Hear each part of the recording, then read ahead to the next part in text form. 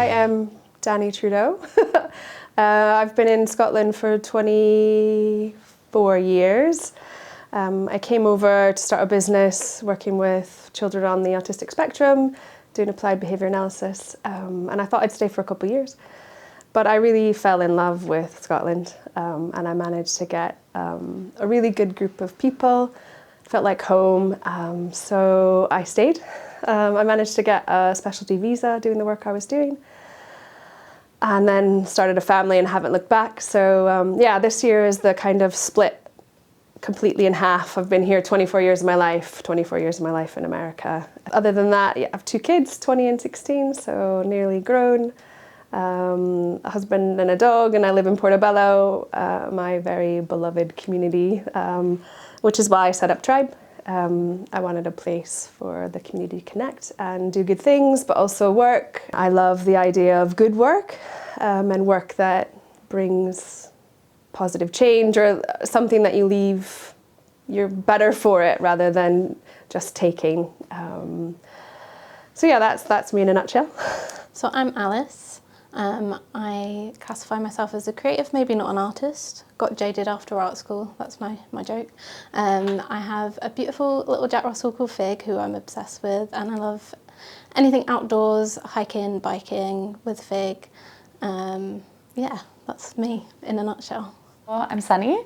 I'm from the US, from California originally, so I've been in Scotland 8 years in September. And I came here to study, so I did a master's in history of art, and then my PhD in history of art. I just finished that last September, was when I submitted my corrections and stuff. So yeah, I'm a doctor, but not a medical doctor. My background's academic research, but then I've worked in loads of different jobs since I was a teenager, so hospitality, hotels, cafes, restaurants. I worked in private equity as an assistant for a little bit because I needed healthcare.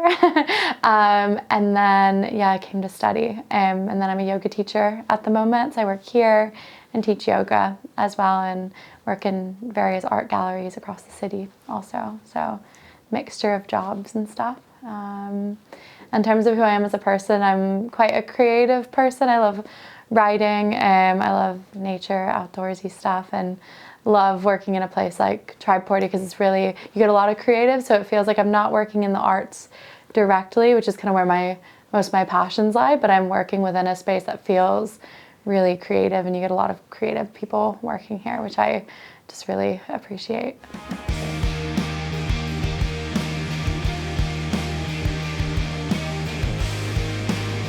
We're a community co-working space. We pitch ourselves for creatives mostly, but in the kind of broadest terms, so just a creative kind of aspect to life or your work. You don't have to be a photographer or a filmmaker, although we do have plenty of those here. A space to kind of cultivate community through working, so fostering collaboration and creativity through bringing people from different kind of types of work together. We also support Edinburgh Tool Library, who have a workshop here, and we've got Velow Bikeworks in the front who restore bikes. So we're a one-stop shop for a very specific kind of day. I originally did a community survey around what people wanted, and they wanted a place to work, a place to connect, a place to be physical or do something for their bodies, a place for young people and a place for old people. So I wrote the business plan with that all in mind. And we also run and host different events and workshops, so any way that we can feed back into the community and get more people in that isn't just for hot desking, that's what we're all about.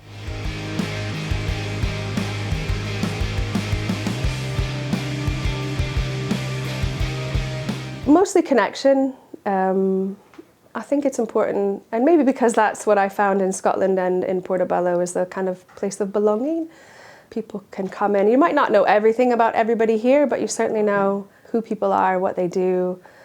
We know as a team, like if someone's not been in for a while, so we'll check in, make sure they're okay. So yeah, work is important. We all have to work and provide for ourselves, but also hopefully it's more than that. Hopefully it's kind of finding your vocation, what makes you feel whole, what connects you to other things and to yourself. So yeah, this is a space to hopefully do all that. The aim is just to foster community and collaboration. So any way that we can get people in a room together, working together, supporting each other, that's the essence of Tribe Porty. So it's more than just a desk. There's a lot of co-working spaces out there, and that's fine. Some people just need a space, but a lot of people need a place to connect and feel a part of something. So I'm Harry. I'm a software engineer. I've done a lot of like web applications and stuff. My claim to fame is I once worked on Minecraft. People don't know this, but a small Scottish company did the console versions of Minecraft for like Xbox and Switch and stuff. So I worked on that for a while, but mostly web applications because like it's better for freelance, and actually I'm better at it. Turns out I'm not very good at C++. I started coming down just as like COVID was opening up, and I'd been working from home for about 2 months from before COVID started. So I sort of did it before it was cool. And I just felt like I needed to be in the office with people. And I started coming in, and it's full of dogs and like quite nice people, and it's quite diverse and stuff. So ages, like maybe 4 years, 5 years or something. Ages now. I think people are very friendly in here. It's a nice mix. So I think I like to be around other developers and technical types, but also it's nice to be near people who do like podcasts. In-house lawyer for a charity, you might get to talk to her. She has like an interesting life. But yeah, it's very diverse. One of the things I like so much about coming here, and this is maybe more of a general co-working thing, is that like these are sort of like my co-workers, but they're not my co-workers, they're my co-workers. And it sort of feels a bit more friendly and a bit low stakes, and but I've met a lot of friends here, and I think I would continue to do that. I think it's going to be really hard for any future co-working space to match up to this, because at some point I'm thinking about making a move to Yorkshire in the next few years. I'm convinced I won't find somewhere that's the same, but let's see. I'll report back.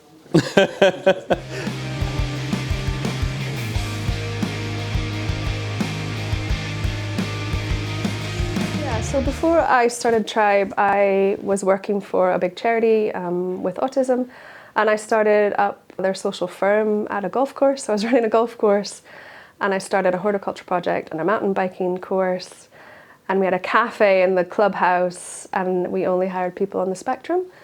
So I kind of fell in love with this idea of managing good business, but with more than just a bottom line. So I was working with families and people and how we could actually transform lives while providing coffee and sandwiches and golfing. So yeah, I kind of thought this is something, and I want to find out more. So then I went and got a job with Social Entrepreneurs Network Scotland, SenScot, who no longer exist, but I was their community coordinator for health and community food. So it was a really great opportunity to learn more about different types of social enterprise around Scotland. I got to meet loads of people and kind of got a sense of what worked. And for me, a lot of the more successful social enterprises I've learned about were hubs. So like an actual physical place that people could come to and connect and be part of an anchor of the community. So I always knew I was going to have to be a social enterprise. It was kind of a no-brainer for me. I didn't even contemplate any other legal entity. My name's Ruth. I am a user researcher or product researcher. So I've worked across different sort of client projects in a design agency, but now I'm working in-house for People's Postcode Lottery. Yeah, my name's Keith. I've been coming to Tribe for most of its 10 years. I'm a sort of technology generalist. I currently work for a company who do technical documents, and I do a bit of everything like coding, infrastructure, development, all various bits and pieces. Yeah, been at that for about 20 years now. I didn't know Tribe was a social enterprise. I feel like I don't really know what a social enterprise is, to be honest. But hearing the words feels like it is that kind of place, yeah. I did, yeah. So from as I mentioned, my friend Steve and Dani herself, that was always the intention here. So I understand the social enterprise to be a business where the goals are for the good of the society that it's in, probably in the broadest sense. I know there's little different specific types, right? So Tribe is a community interest company. Thank you, a KIC. So is it? I didn't know it was the CIC. Yeah, this is a KIC. So all the goals are about the community that it's in. I believe it's quite like that. The charter you have has to be quite firmly about that for you to get the status. So yeah, I think the tool library next door are Skio, so they've got a slightly different approach to that again. Mm-hmm. But yeah, I mean, yeah, that seems quite key. The original Tribe upstairs, Tribe 1 as I keep calling it, was like half co-working space, half community centre. So it was rooted in right from the beginning. It was for the people who live around here and for the things that they want to do. I think the focus has shifted a bit, but it's still run through the place for sure. I know a little bit about social enterprises. I think I did know that, and it was part of the decision probably. Like, I think part of that is like, it just has more of a community vibe. It makes me feel better about like being here. And I feel like there's times when I haven't come in for long periods, say like I haven't been always a consistent user, but it's nice to know my money's going somewhere useful, even if I don't use the space. So yeah. So I did some research into it and I found out that it was a social enterprise, and I suppose I prefer such things over big, more corporate entities, in the same way I prefer going to like a local butcher or a greengrocer versus a big supermarket. So I think that helped a lot, and it's also quite reasonably priced for what you get. So yeah. Social enterprise is a business that combines social or environmental impacts as well as your normal kind of business day-to-day runnings. We have an asset lock, we're a community interest company by guarantee, which just means I don't retain all the profit for myself. I put it back into the communities, which a lot of small businesses do anyways because they have to, but I don't take dividends for a start because I'm not set up that way to do that. So it's just kind of a way of lessening the gap between the really rich and the poor. So it's trying to get I think it's a better way to do business with those kind of things in place. It's not a charity and we still pay corporation tax, but I feel like it's more in the kind of blood of your business. Like, you care more than just your bottom line, and you're benefiting your beneficiaries as much as you can while still being a well-run business.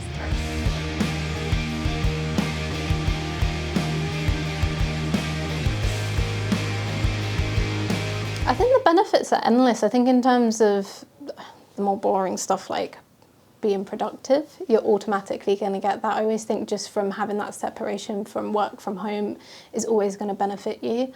I think being connected with the community is going to benefit you. Having an opportunity to break away from your computer is going to benefit you. Yeah, it's endless. Connection, I think specifically after the pandemic and when the kind of work from home culture skyrocketed. I think during COVID, a lot of us felt lonely and isolated. So it definitely offers a space to meet people, collaborate, feel connected, and to kind of get rid of that rigidity of like a working style of sitting at your desk 9 to 5, and just because no one actually works that way. And I think at home, you kind of feel the pressure to do that. So when you're a freelancer, it gives you the space to come in and shake up your everydayness and meet people and not feel so isolated.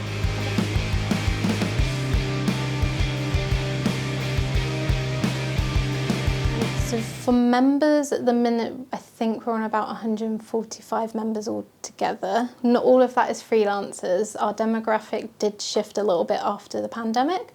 So pre-pandemic, we were mainly freelancers. Post-pandemic, we got a lot more people that are employed in the building or working in the charity sector and also in the sort of climate change kind of sector as well. So that's quite an interesting shift. I want to say anyone and everyone, but also we obviously have a specific niche as well. Not everybody needs a co-working space, but absolutely we wouldn't turn anyone away that felt like they could use the space. I think that's the beauty of Tribe. I've been working from Tribe for 2 years now, and I moved to Portobello and thought it was a yoga studio at first, and then was a bit disappointed when it wasn't, but then realised that I probably could use a co-working space. I needed somewhere post-COVID where I could like get out the house and work, and yeah, Tribe was the perfect place. So I started just hot desking, and then I got a desk, a private desk, which was quite exciting. And then I've moved up to share an office with Keith, which is quite exciting as well. Yeah, penthouse suite, the original Tribe office. So yeah, I've progressed. Yes, I've been working at Tribe for sort of the majority of its 10 years. I first came here for the very first TEDx Portobello event, the talks that were upstairs. My friend Steve who's one of the directors here, actually was looking for some volunteers to help put it together. That was the first time I heard about it, and I've been sort of coming here on and off ever since. Yeah, I've sort of progressed the hot desking and permanent desks, and I've been away for work and so on. And I'm now, Ruth and I now share the penthouse, the penthouse suite in the top on the top. Yeah, with the aim to start top floor. Top floor, yeah, with the aim to start working together. The office space came up, and I just kind of approached Keith and said, "Do you want to go in together?" We've chatted about working together before, so we've not done any projects yet, but we're kind of hoping the proximity and the vibes of Tribe will manifest into our own work.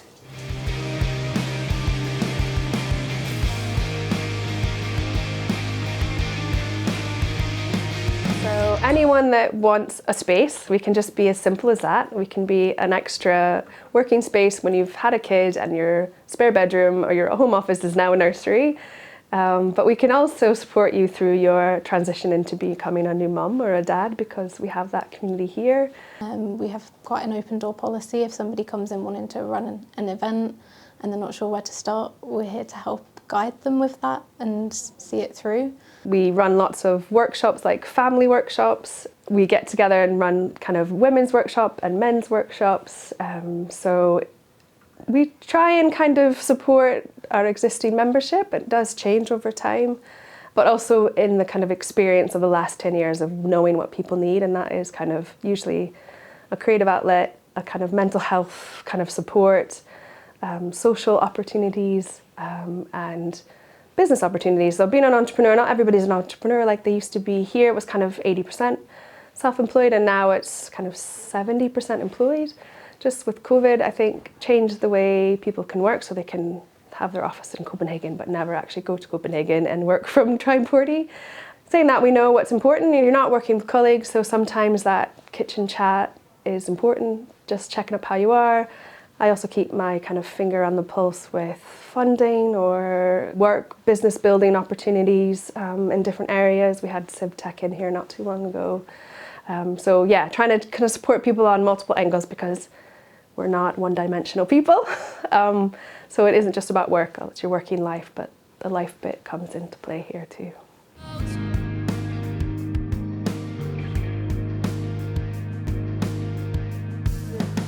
The main service that we offer is hot desking, so that's something that anyone can access at any time. So we do different membership packages, and we also do day passes. So if you just want to come and join us for the odd day, you can do that. We also have private permanent desks and private permanent offices. So if you want something a bit more solid and your own space that you can work from, you can look at something like that, which we have a waiting list for.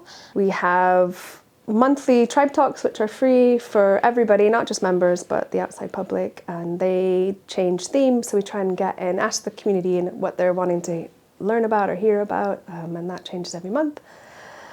We also have, 3 or 4 different writing groups, so lots of writing groups, one-off things like mosaics, paper cutting, vision board, collaging, all kinds of stuff. We also run like games nights.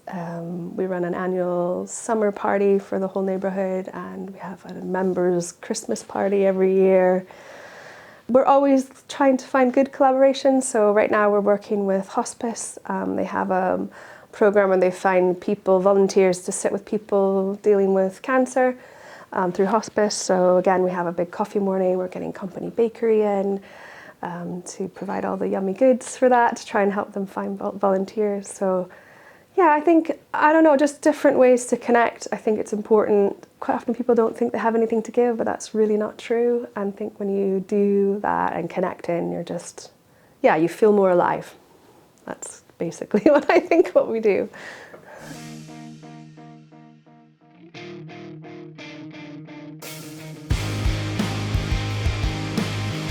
The main reason for hosting events is it's just another avenue where we can tap into the wider community of Portobello, of Leith, of Musselburgh and Edinburgh in general. We completely understand that hot desking isn't needed for everybody, and if we don't host events, that's an audience that we're going to lose and an audience that we want. It's also just a beautiful way that we can also showcase the people that work from Tribe, so a lot of the events we do in collaboration with our hot deskers or our members. Also with events, we run tribe talks, which are free monthly talks where we will use members of our community to talk about their work, or it could be like a bit of a call to action for a project that they're working on. Our last series was about sustainability, so we tried to do it from lots of different angles. So we worked with a member who works with Indigenous communities. We also had Rachel from Wildfish come in and do a talk on Scottish salmon farming. And then the final talk was with Adam McGibbon, who is works in politics quite a bit.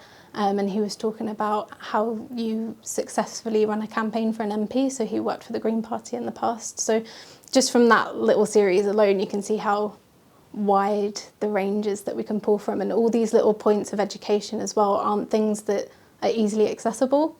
So that's why it's so important for us to have tribe talks and share it with the community.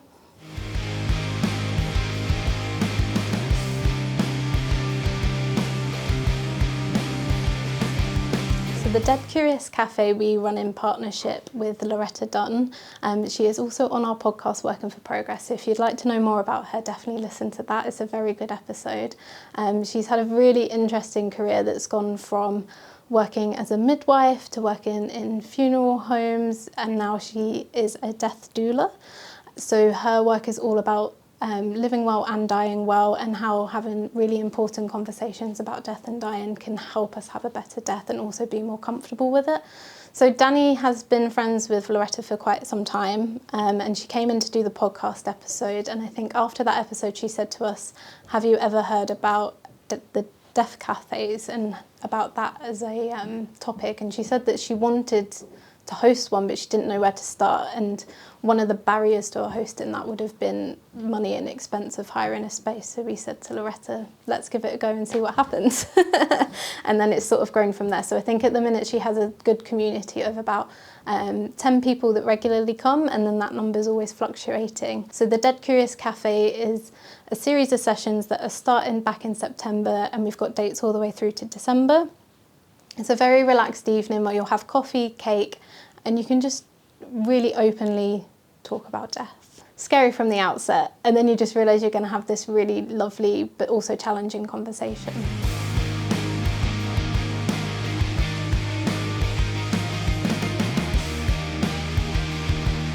I mean, I love a good conversation, so that was one reason. I like this idea of kind of anti-celebrity-ness, so normal people doing quite amazing things, and when you have a place where you can talk about that. I mean, it is about someone's working life, but also how it's not linear, and how, you know, we rarely work in the same job for 30 years anymore, and we're still telling our kids at school though that they need to decide and then stay with it. I've got young people, so part of that was like, hey, can we have a platform to talk about the meandering ways of a working life, and how it might not make sense that you go from being an ABA consultant to running a co-working space, but actually when you trace back the thread of community or belonging and communication, then it all makes perfect sense, really. So yeah, the podcast is really about that, and I'm always trying to find ways to showcase the people that are in here. I want to be like their biggest advocate, their biggest champion for what they're doing, if they want that. Not everybody does, but I love saying like, yeah, you're really good at that, can we share that? And they're like, oh, okay. And then actually that feels really good for everybody.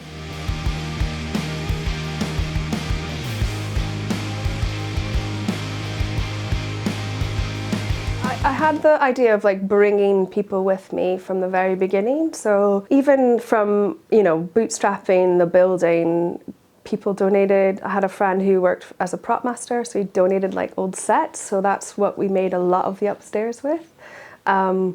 Which makes you be creative because it's like random things, like a giant dismantled bar from a set became some walls. I tried to work closely with existing things happening in Portobello, so I've reached out to the Wash House and other places that were doing things already to try and kind of collaboratively work together. Sometimes it worked, sometimes it didn't, but even the launch of Tribe Porty, we did a kind of volunteer-based TEDx Portobello, so we got licensed for that, and we launched Tribe with the TEDx, which was like two businesses at once, really. But it was a really good way to get people involved, and actually those volunteers and the speakers have kind of been, a lot of them have been with us for the last 10 years. We ran TEDx 3 years in a row, and again, that just builds community, and people really like good ideas and like being part of something, so whenever you open that up, you'll be surprised and you'll benefit from that, I think, always. So yeah, I guess I'm driving it, and it was a vision, but it was a collaborative vision, and it's been with people the entire time.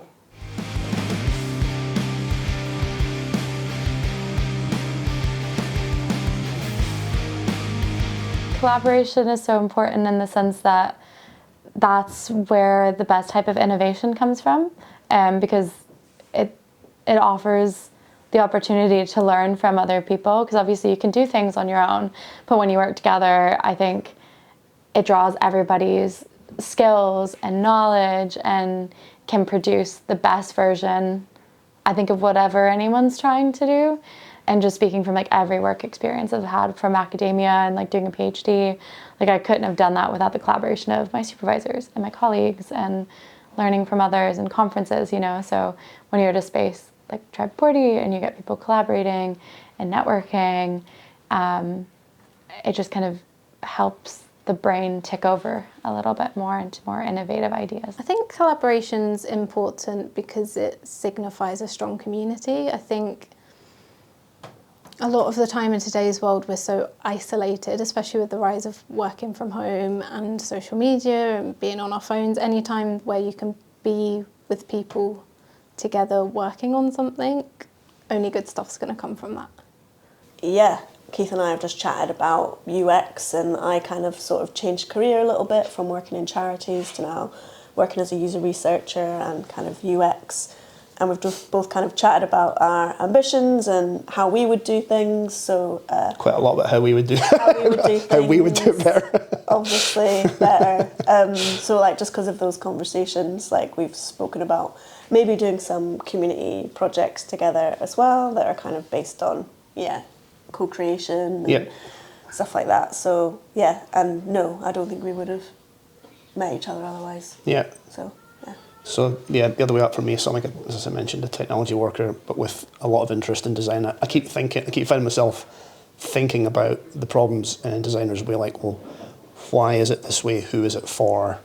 Those kind of things. So I think there's a natural pairing there, and we're sort of pretty hopeful it will do something eventually. Bear some fruit and do something once we have some time and wherewithal. We missed Teams meetings that we're paid to be at because we're deep in conversation. That literally happened this morning. I was 10 minutes late for an actual work call I'm being actually paid for because we were chatting about this. Yeah, and we have some good conversations, and like I'm quite confident that the right opportunity is going to come up at the right time for us to work on something together, and Tribe's the perfect place to be for that as well, because they basically all get placed in front of you. So even opportunities like this, and also like the CivTech opportunities too, and even like business coaching and people that they invite in with all the Tribe talks and stuff like that. So yeah, this is like kind of the perfect place to be to sort of manifest some new ideas.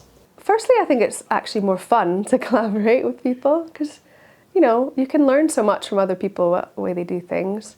Plus you're like getting out to twice as many people as well, if not more. But I think we all have a risk of being in our own little silos, and we see that everywhere.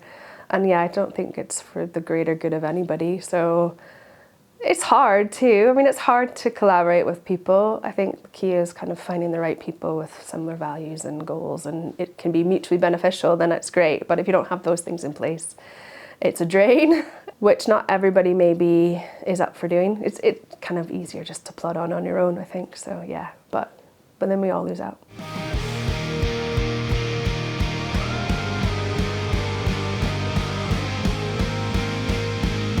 So from my perspective, it's mainly around the event support. So having a dedicated page on Instagram and a presence there that's saying here's all the really great things happening in Edinburgh is such a huge asset to us, because actually that's a big question we have with our free talks, is how do we get more people through the door?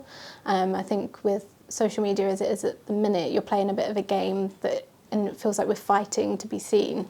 So we're looking back at doing print stuff, posters, physical posters, but having someone like yourself that already has a big following. So having that as like a base point for events that are going on is fantastic.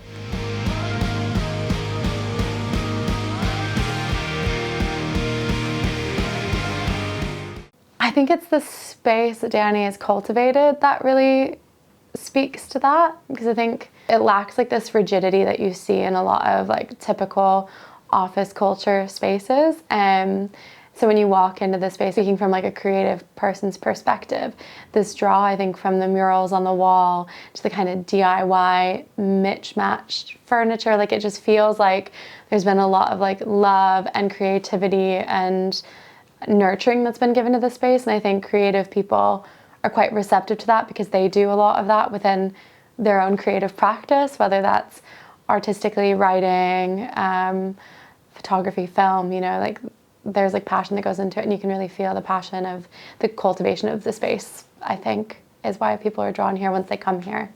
Yeah, at least that's why I was drawn to it. Myself and another guy who comes here, Pete, played at the summer party last year. There's bands on of various stripes and amongst all the other activities. So yeah, done a bit of that as well.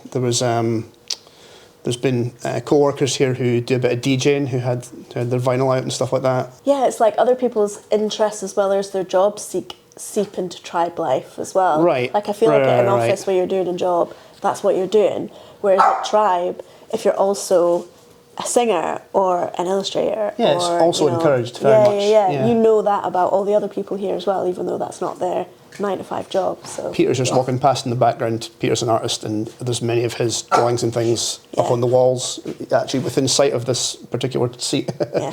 On and on and on, for sure. I've used other co-working spaces that have just felt a bit dead and not very collaborative or not very sort of community-minded, I would say. I like Tribe, I think mainly because of the people. It's such a warm environment, and for me it's like an office, like without any office politics as well. So I can come in and chat about work to other people without it being sort of high stakes, or I need to let this person know what my progress is with this project or what have you. I also like being able to bring in my dog as well. So we got a dog, like a lot of people, like just after sort of lockdown. So she comes in with me like most days and has her sister dog here as well to play with. So that's like really nice, and that's kind of what Tribe's all about as well. Yeah, it's the sort of indefinable vibes, or we can try and define the vibes, but like, I have looked at other co-working spaces via my employer, mostly. I don't have to name who they are, but like, yeah, some of the more corporate ones, yeah, they do feel a bit sort of flat, and they have people who perform the same role as Alice and Sonny, but it's not the same. Like, this has sort of become kind of, for me, the reference point for how to do it right and like make people come together. Everything that's done here, from the actual physical fixtures to the events that go on to the layout of the room to, you know, just every little touch is towards this thing of community, and it actually works here. I've tried one other independent co-working space, and that was like kind of on the same line, but there isn't anywhere that does it quite like Tribe. So yeah, I'm pretty sure we're going to be here till the doors close. I think it feels super authentic as well. You get other good word. Yeah, you get other co-working spaces where they're like, oh, we're collaborative, we want to bring people together, and they make it look shiny and nice, but there's not a huge amount of connection there. And I think the efforts that Alice and Sonny and Beverly and Dani go to feel so effortless and so natural, but is actually like they work quite hard at it to like bring people together, and there's just a lot of like-minded folk as well too. Like that's that. I can see that sort of natural curation that I assume must go on to make this group of people happy together, for sure. Yeah, you've hit the nail on the head about like, so other co-working spaces I've tried, the corporate ones. I don't have to name the name, but I think we all know the big international one I'm talking about here. Like, they have some of the same moves. They put events on and there are breakfasts and stuff, but the Put outcome, beer in the fridge. the outcome Yeah. is not the same. No. So there is something in the how you are doing it as well as what you do to the Yeah. community for sure. Yeah. Yeah. I think the size helps too, although I think a lot of people ask Dani, like, are you going to open another one? Like, this place gets really busy. But I think I've often heard her say, like, well, I could, but it's the size that makes Tribe so successful. But could you replicate that in, like, I don't know, other communities and stuff like that, potentially? And yeah, I think that would work. But yeah, a lot of effort goes into making it look effortless as well, I think, though. Something else I like about Tribe, again, I'm not on the payroll here, but like, Maybe we I should mentioned be, this, Keith. maybe we should be, yeah. Something I think about quite a bit is the demographic here is very broad. I won't mention my age, but there are people here in their early 20s right up to folk who are sort of nearing retirement or maybe even slightly, you know, there's a wide range of folk, and I think that isn't something you get just anywhere, and I think it's very good for human beings to mix with people of different ages and life stations and so on. Makes you a more rounded, Yeah, you more wouldn't rounded person. It's like necessarily you wouldn't. interact. Yeah, we've got like proper Gen Zs, we've got Yeah. like professors that have, probably coming up to retirement, stuff Yeah. like that. We've got mid-career people, we've got people that are employed by big organisations, you've got sole traders, like independent businesses and stuff. Yeah. So it's a good It's amalgamation. a very good mix. Yeah. Creatives, tech folk, the whole shooting match really. So I'm Aaron. I'm a PhD student at a university in North Wales called Bangor, but because of some, I suppose, rearrangements in work, I'm now in Edinburgh, and I needed a place to finish my PhD. Working from home was not so good, so that's why I'm here. I really like the proximity to the ocean. I'm a big fan of just being able to go walk to the beach. Like, when I was working from home, I had 4 flights of stairs with no elevator. So the simple fact I can literally walk out those doors and go to the beach is just brilliant. I love all the facilities that you've got here. It's quite calm, but not too quiet. And then, you've got like the full kitchen, little outside space, little outside front space. Kind of got a bit of everything you need to get work done and nothing to hinder work. Everyone here is really helpful, really nice. It's nice just having chats that are not about my work, because sometimes you can get so caught up in just doing work that you forget how to be a human being. So just that simple fact that I can come and have a normal chat, even if it's about coffee or the weather or my PhD or whatever they're working on at the time, that's really nice. Or plants, actually. I've talked a lot about plants since I've got here because I'm a bit obsessed. So originally last year I did like a taster day, and then with some misstrued finances I didn't have enough money to afford it. But for the last month I've been here full time, essentially to get that thesis polished, finished in a nice atmosphere. And then in terms of finding out about it, I was looking for co-working spaces. So with one of my debit credit cards, it gave me a co-working space. And I tried that out for the day. It was all right. They had a barista, but it wasn't great for the money. And then found Tribe after doing some internet searches.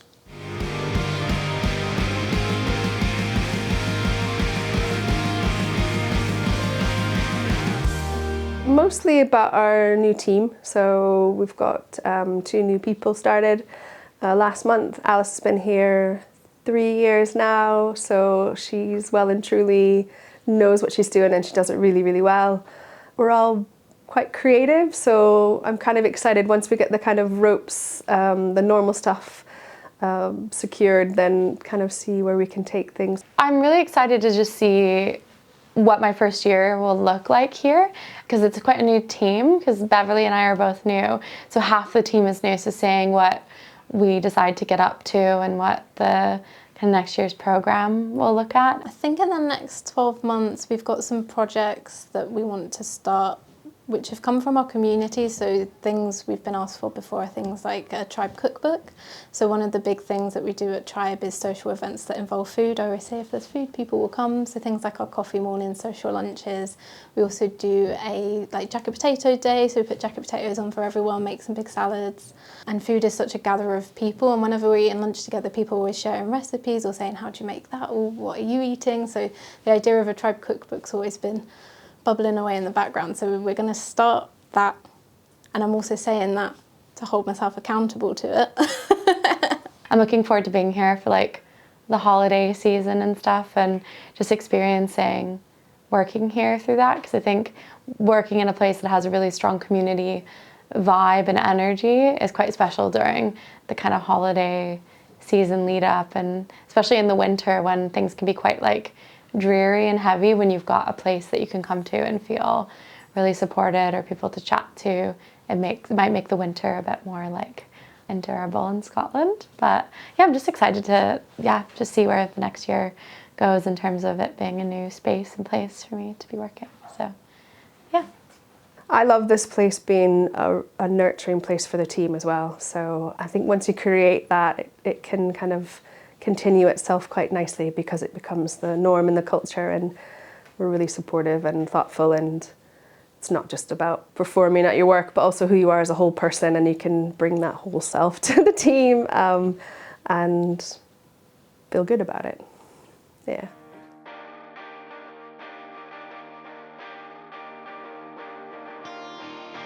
Yeah, it's great to look back. It's funny, there's so many different reiterations of Tribe depending on the people that were here. So we were just upstairs to start with, and Earthy Foods were down here, and that was great, and that helped us kind of grow slowly. We had a big open hall, which we had lots of kids stuff, and that sometimes was difficult when there was people working next door. So again, we managed to get a big chunk of money for the youth theatre, so they managed to grow and get more people to help run them, and they moved on to another bigger premise. So after COVID, we changed the hall into studios, because that company that was here was growing, because they do webcasting. So COVID was good for them in a way, because their services were on demand. But also Erin, who runs Glowcast, he was my cameraman for TEDx Portobello. So we very much have worked together. Same with Sabrina, she runs the Pilates studio upstairs. So she had a space upstairs since the very beginning, so we've grown together. Natural Health Centre was actually already here with Earthy. They wanted to stay, so again, we helped them grow together, and they moved upstairs, and I wanted to bring in bikes, so I met Walter, and he came here. So, and then I knew Chris from the School for Social Entrepreneurs, so again, we were talking. He was trying to build a community in Portobello, so we brought them here. So it's all been like super collaborative, all been part of, I have this space, do you share a bit of this vision, can we do this together? So maybe it takes a bit more effort up front, but in long term it means that you have a really strong community.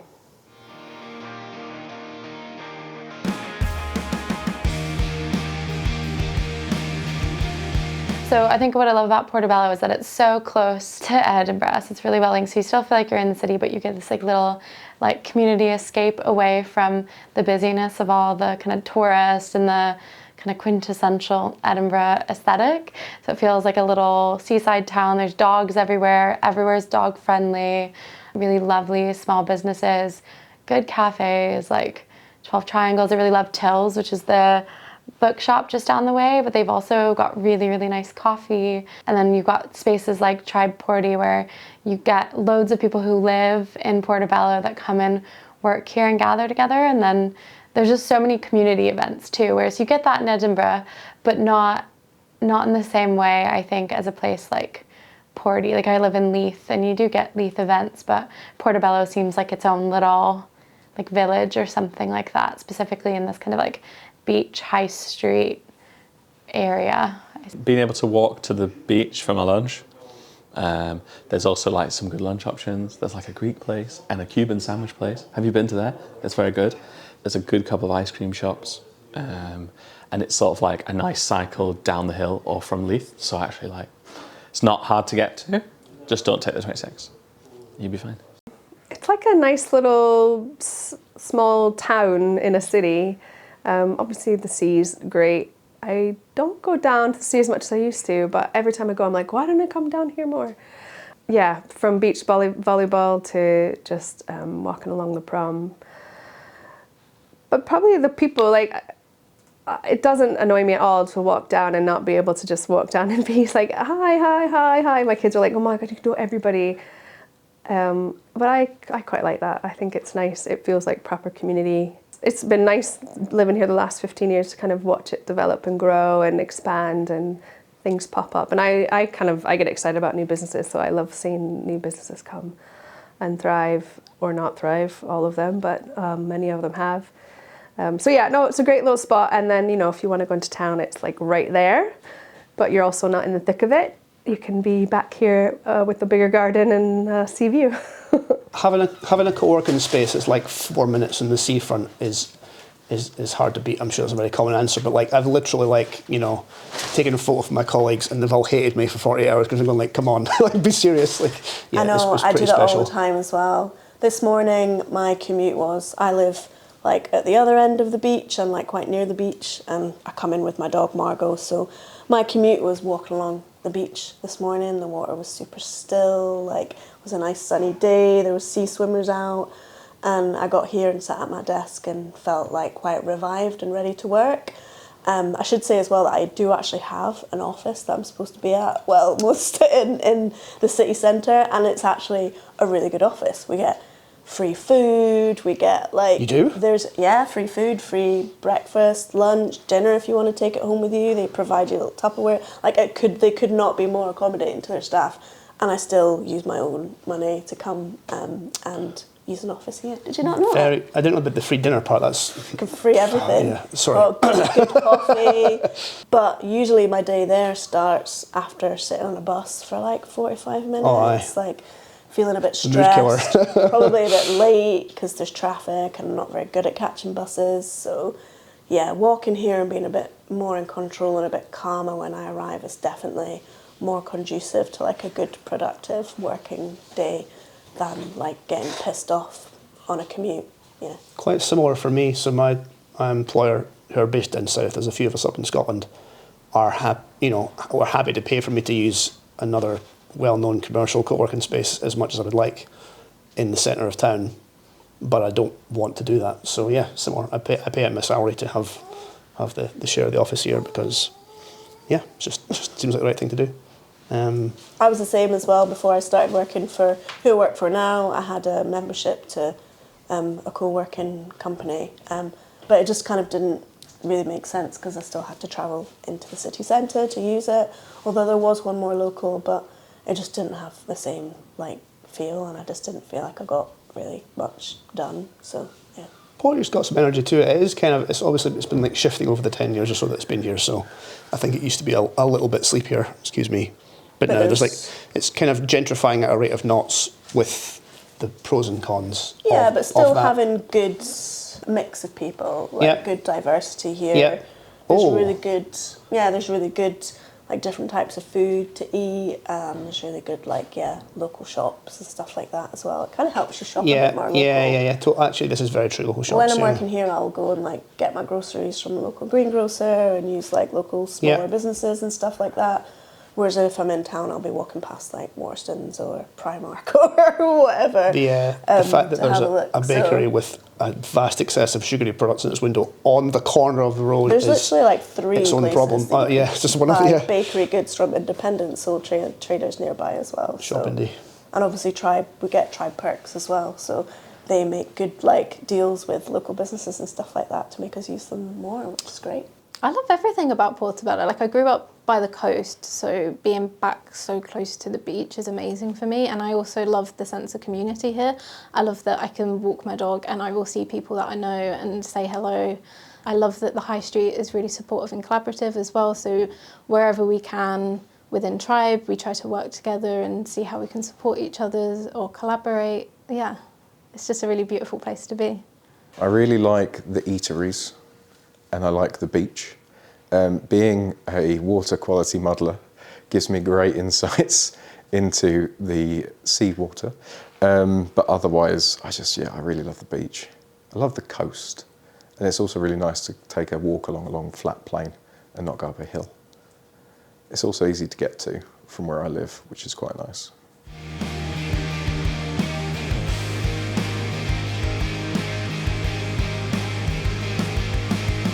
It's a thing I wrestle with, not so much anymore, but I did for a while, because you're expected to grow continuously if you're ambitious, is what culture tells you, right? But I have resisted another location many times because I love this building, and I love people in it so much. And it changes, but I still love all of them. I know some of them better than others, but I have a real kind of affection and care for everybody that comes here. And it's contagious. You can see that with people here. There's all kinds of bonds that get formed, and people taking people to hospital appointments and whatnot. It is something else. So in terms of growing, I think it's just always challenging ourselves with how we can enrich that kind of connection and bond, but also who are we not reaching? So, you know, we're still at a cost that some people can't afford, although we're cheaper than most. We have worked with some funding to get kind of free placements for people that want to be here. I, you know, at my discretion, offer it to people that are having hard times or have lost their jobs quite often, or a new mom, etc.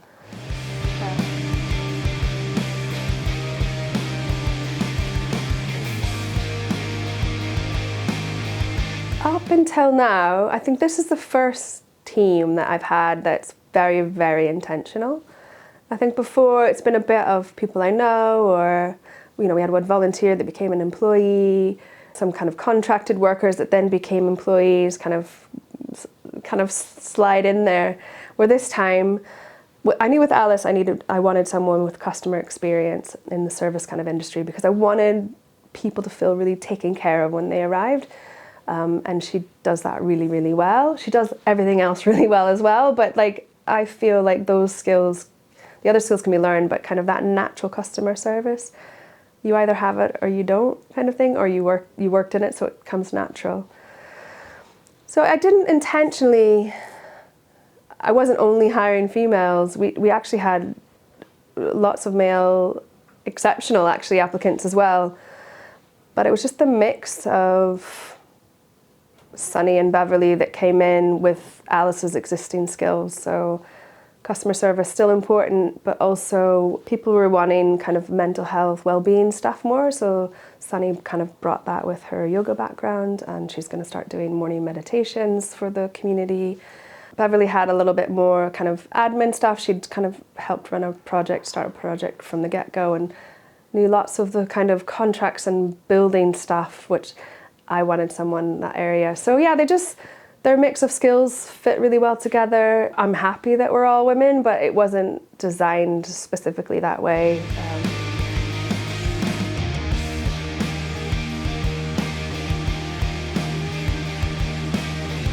I think that there's a real place for social enterprise in the health sector.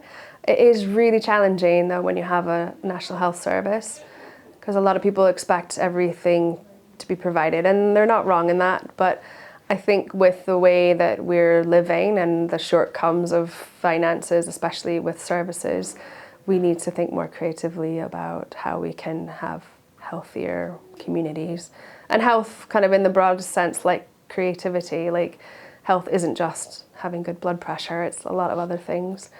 I would like to see maybe more, I mean, I know that the food industry is difficult, but I would certainly look out for caterers that are social enterprises. I'm like such a social enterprise nerd. I love it so much. I think everybody should be a social enterprise, but that's not everybody should be a social enterprise. There's things that shouldn't be in that realm for sure. But even if you're not technically a social enterprise, to think about how you can, you know, be a business for good. I think when we are leaning more that way with the B Corp move and whatnot, I think that attention should be brought to all businesses on some level. It just changes your mindset, and it means we're like all for all instead of all for one, but not everybody thinks that way.